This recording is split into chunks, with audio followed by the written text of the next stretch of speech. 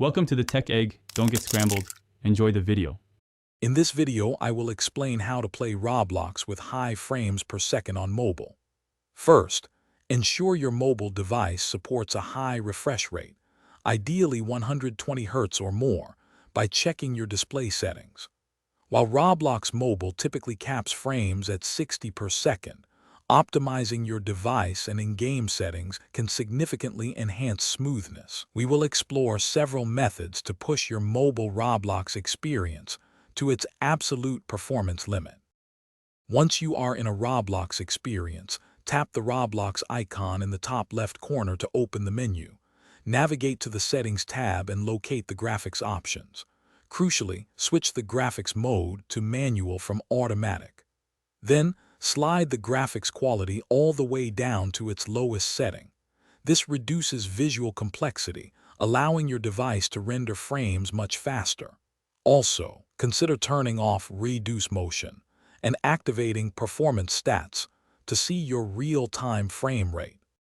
To further boost your frames per second, optimize your device itself. Always close all other applications running in the background before starting Roblox. This frees up valuable memory and processing power. Additionally, turn off any battery saver or low power modes, as these settings intentionally reduce performance to conserve energy. A stable and fast internet connection, ideally 5 GHz Wi-Fi, is also vital for smooth online gameplay. Regularly clearing your device's cache can also help maintain peak performance. For advanced optimization, always keep your Roblox app and your phone's operating system fully updated. Developers frequently release performance improvements and bug fixes.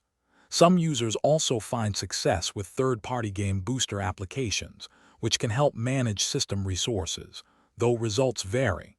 Make sure your device has at least 1 GB of free storage, as low space can hinder performance.